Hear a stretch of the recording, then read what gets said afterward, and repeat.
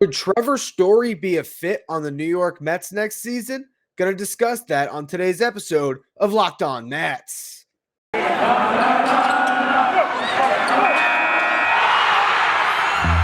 Locked On Mets, your daily New York Mets podcast. Part of the Locked On Podcast Network, your team every day.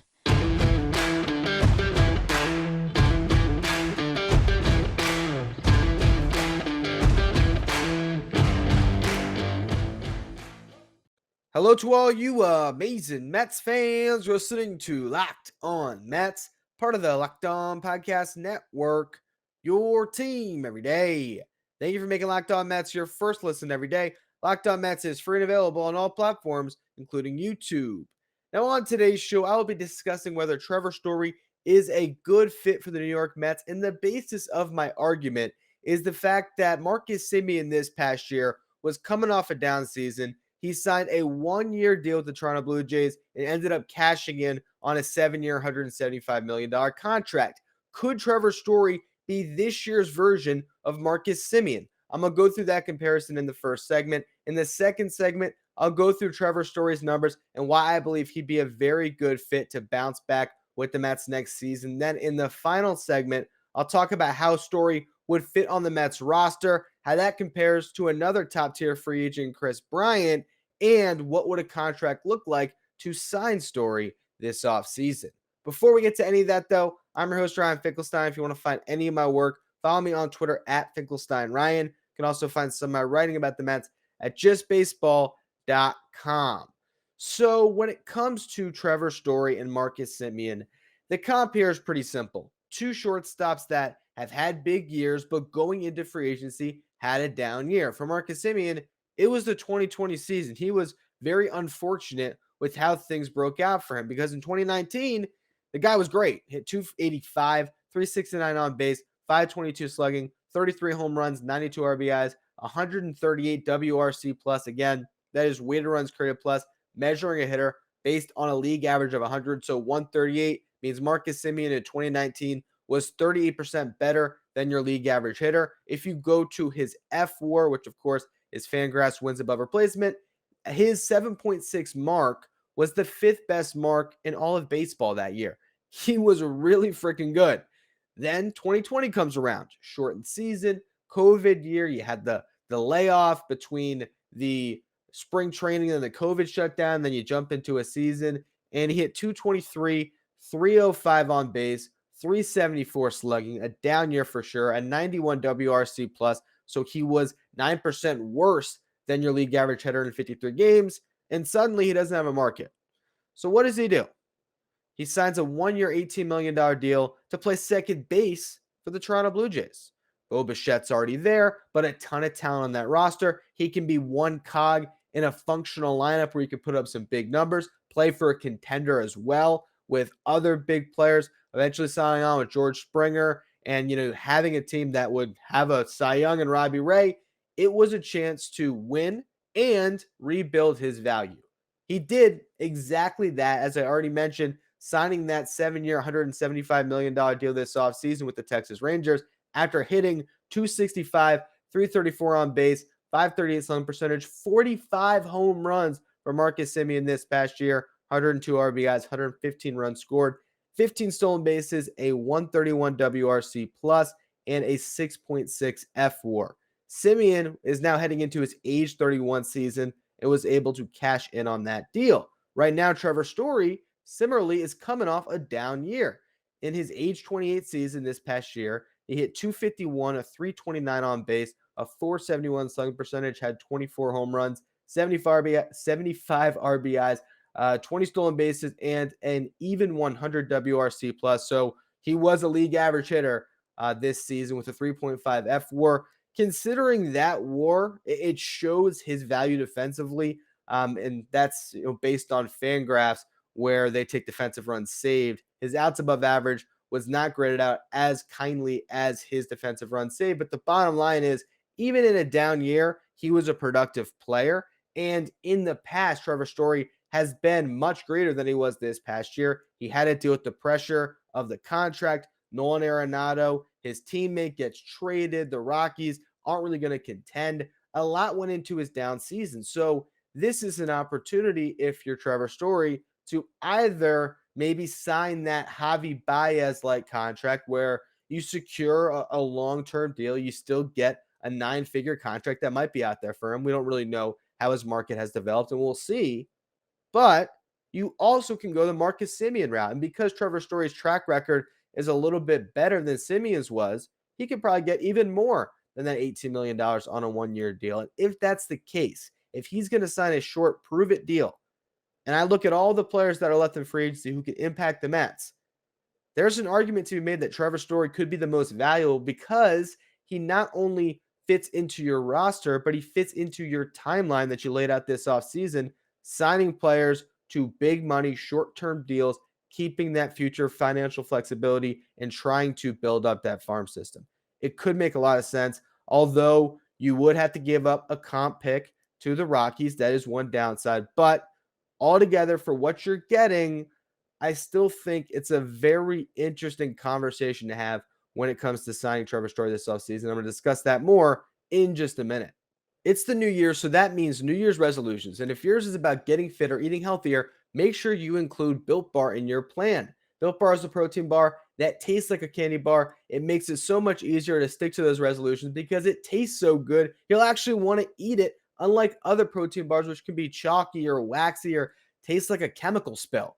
If you want to eat healthy, but it just gets boring at times, Built Bar is the place to go because there's so many different flavors you can choose from, whether that is the coconut almond bar, peanut butter brownie, raspberry cookies and cream, salted caramel, mint brownie, so many more. I'm a huge fan after I work out of eating a Built Bar to give me that extra energy I need to get through the day. And if you're trying to get healthy this holiday season, or this New Year's season, I should say, this is the snack for you. If you want to try Built Bar today, go to built.com, use the promo code LOCK15, and you're going to get 15% off your next order. Again, that's promo code LOCK15 for 15% off at built.com. So to take you through Trevor Story's career, he has not always been a model of consistency. He debuted in 2016 in 97 games played. He hit 272, a 341 on base percentage, a 567 slugging percentage, had 27 home runs, a 122 WRC plus, a 3.1 F4. A very strong year, but his K rate was over 30%. You go to the following season, and some of those warts in his game showed up even more. He hit 239, a 308 on base percentage, a 457 slugging, 24 home runs, an 82 WRC plus, only a 1.4 F4.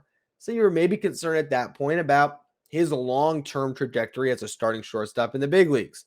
Well, from 2018 to 2020, he was arguably one of, if not the best shortstop in baseball. Francisco Lindor takes the cake when it comes to overall F4, but Trevor Story was second, tied with Xander Bogaerts. And when it comes to combining the complete player offensively and defensively, there's an argument there for Trevor Story. He was that good. You go through the home run total. At 83, that was the most home runs of any primary shortstop. If you go to Fangraphs, they'll categorize Manny Machado as a shortstop because he got some playing time at short during that span. But we know Machado has been more of a third baseman throughout his career. So if you take him out of these rankings, you have Story first when it comes to home runs. You have him second behind Xander Bogaerts and RBIs. His 65 stolen bases are behind only Jonathan Villar and Trey Turner. His 262 ISO, which is isolating his power, was the best mark of any shortstop.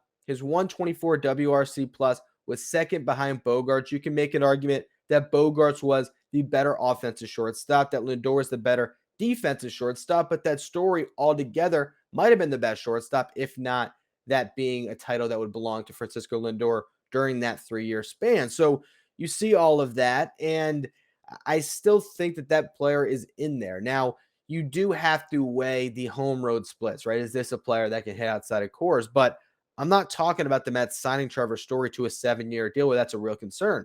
I'm talking about bull rushing the market. And if this is a guy that's going to sign a 1-year deal or a 2-year deal with an opt-out, a 3-year deal with an opt-out, something shorter, you got to be in the market for that. Because this is a player that could really change your lineup. You want more power, Trevor Story has that. You want someone that can provide a little bit of coverage at shortstop for Lindor if he gets hurt again. Trevor Story provides that. He has speed. He can go out there and play a great second base. I think if you want to play him at third, he can do that as well. So he brings some versatility to the table, although he's played primarily at shortstop or entirely at shortstop with the Rockies. But this is a really solid player that could fall into your lap like Marcus Semien did with the Toronto Blue Jays, where you can buy low. And when I say buy low, it could still be a hefty contract, but buy low under the context of a shorter deal as opposed to these other shortstops like Corey Seager, Marcus Semien, and eventually Carlos Correa that are getting these massive long-term deals. Javi Baez as well falling into that camp. This could make a ton of sense for the New York Mets. And for Story, you have the opportunity, like Semien with the Blue Jays, to go to a team that's going to try to win a championship with a really good lineup where you can be a cog in it. And as we've seen in the past, this past season with the Mets, everyone was down offensively. Hitting is contagious that way. If everyone's raking like they were out in Toronto, that can help a hitter like Marcus Semien perform even better, boosting those numbers, boosting your RBI total, your runs scored because other people are driving you in. And then when you hit free agency, those numbers just look that much more enticing for another team to come in and give you that long-term contract that you've been pushing for throughout your big league career. Trevor Story just failed in his first contract year. It's obvious. You look at the numbers, he was not the same player. But that does not mean that he can't become that player again. I think this could be a situation where he's going to have to entertain this type of a contract. And if you're the Mets, you can bull rush the market here, put a hefty 1-year salary in front of him that no other team is going to match, swoop him up, and plug him into your roster that's trying to win now in 2022. I'm going to talk about more how he fits into that roster in just a minute. BetOnline has you covered with more props, odds, and lines than ever before as football continues to march through the College Bowl season and the Pro Football Playoffs. BetOnline remains your number one spot for all the sports action this season. Head to the new website or use your mobile device to sign up today and receive your 50% welcome bonus on your first deposit just by using our promo code LOCKEDON. From basketball, football, NHL, boxing, and UFC, right to your favorite Vegas casino games. Don't wait to take advantage of all the amazing offers available for the 2021 season. BetOnline is the fastest and easiest way to bet on all your favorite sports. Bet online, where the game starts. So throughout this offseason on this show, I have pitched a lot of different trade ideas and free agent targets where the Mets can add that last big bat to their lineup. And one of the things that makes all of these proposals so complicated is the fact the Mets are sort of locked in with the roster they currently have. And I've talked about this in the past, but if you're going to have a 5-man bench, unless you cut one of these players, you already have a full roster because we know the starting lineup. I don't really have to go through that, but you look at the bench, and right now it's J.D. Davis, Dominic Smith, and Robinson Cano, 3 guys that are imperfect players. They all bring you some offensive punch, but defensively leave a lot to be desired. Then you need a backup shortstop. None of those guys can fill that role. So that's going to be Louis Guillorme. And I'm a big Guillorme fan. He is able to get on base at a really high clip. He gives you a really good at-bat when he goes out there. His baseball IQ is off the charts. He's a great defensive player. At the same time, when you have these other imperfect pieces, his bat or his lack of power maybe stands out a little bit more on this roster. You obviously have Tomas Nido as the backup catcher. So that is right now the 5-man bench. It's Davis, it's Smith, it's Cano, Guillorme, and Nido. Here's where Trevor Story comes into play. If you sign Story, he becomes your starting second baseman, but he also becomes your backup shortstop, a function that Javier Baez served last season. With that said, suddenly Guillorme, who has a minor league option, a little bit more expendable. And that can make the rest of your roster make more sense because suddenly Jeff McNeil and Eduardo Escobar get pushed towards the bench a little bit. And that bench also has to serve the function of a DH next year, assuming the universal DH does come into play. So now Escobar can be your DH some days, and Jeff McNeil can play some third. Other days, Jeff McNeil wants to spare one of those guys in the outfield. You want to give Mark Canha, Brandon Nimmo, Starling Marte a day off where they can DH or they can sit on the bench. All right, Jeff McNeil can play out in the corners in the outfield. At second base, you want Story to get a day. Jeff McNeil can play there. If you want Lindor to get a day, McNeil can play second, Story can play short. So that actually, in a way, serves a better function for this Mets team than signing Kris Bryant, who is heralded for his defensive versatility, but as I've gone through many times in the past, not great defensive versatility in that he doesn't play these positions well, whether it's third base or the corner outfield spots or even center field. So now you actually have a plus defender that could play second, short, or third in Trevor Story. And Jeff McNeil provides plus defense in the corners in the outfield and in the infield.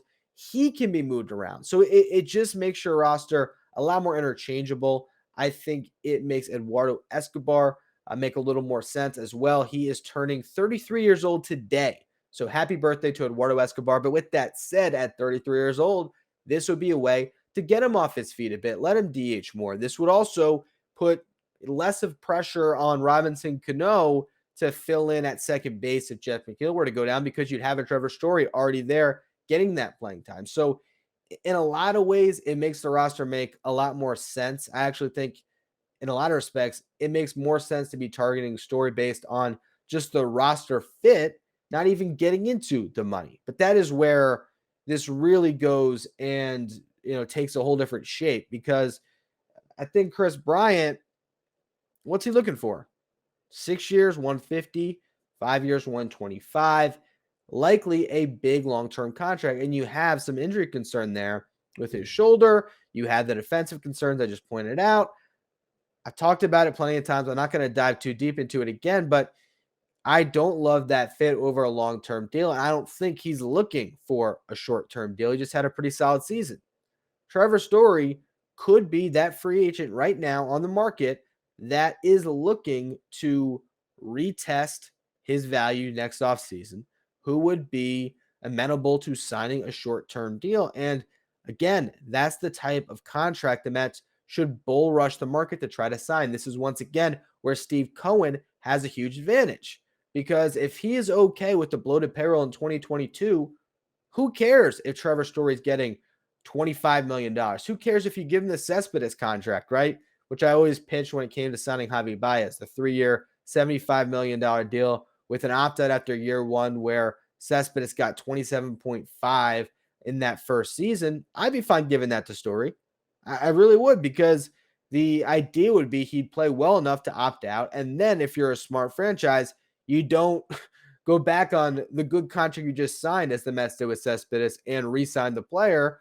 You let the player walk to another team, and you continue to develop and build out your roster through the farm system and through other free agents that you want over a more long-term deal. So I look at Trevor Story, and I think that he makes a ton of sense on this team. Now, I don't know if that is the type of free agent that is attractive to Steve Cohen, because he doesn't necessarily have all the hardware that a Kris Bryant has. And I do think that those titles, they mean something to someone like Steve Cohen. It means something, as I said on yesterday's show, to get a former Cy Young and Max Scherzer. It would mean something to get a former MVP and multi-time All-Star in Kris Bryant. But again, when we're talking about what this roster needs, the fact that Trevor Story could be the backup shortstop and starting second baseman for the 2022 New York Mets, the fact that he would give you even more pop in that lineup. I mean, no one has hit more home runs from the shortstop position than Trevor Story over that 3-year window from 2018 to 2020. He has a ridiculous amount of pop in that bat. I don't think that is all Coors Field. I think that he could be solid over a full season. And he's, again, a great insurance policy on Francisco Lindor, where if Lindor does go down for a spell, it's not Guillorme filling in as a starting shortstop for a month. It's Trevor Story. And that's obviously an upgrade there. So that is my thoughts on Trevor Story potentially sign with the New York Mets. We don't know if there is interest there, but when the lockout ends, if I'm Steve Cohen, if I'm Billy Epler, that is the free agent that could really change things for the Mets and fit into this roster really nicely. Anyway, that's going to be all for today's edition of Locked On Mets. I actually wrote an article today on Tuesday about Juan Soto and Bryce Harper. These are two players that have had eerily similar careers, with the Washington Nationals debuting at 19 years old. And I talk about how Juan Soto could be in line to be the first $500 million man in Major League Baseball. So on tomorrow's show, I'm going to have Josh Neighbors on, the host of Locked On Nationals, to discuss Juan Soto, what his contract's going to look like, and also could the Mets be in the market for a Juan Soto in a couple years? They did just sign his little brother. Let's follow the tea leaves. But anyway, as always, thank you for listening. Make sure you follow, rate, and review wherever you get your podcast. Make sure you follow me on Twitter at Finkelstein Ryan. Follow the show at Locked On Mets. Thank you for making Locked On Mets your first listen every day. Now for your second listen, check out Locked On Bets. Locked On Bets is hosted by your boy Q and handicapping expert Lee Sterling. Get your daily picks, blowout specials, wrong team favorite picks, and Lee Sterling's lock of the day by following Locked On Bets wherever you get podcasts.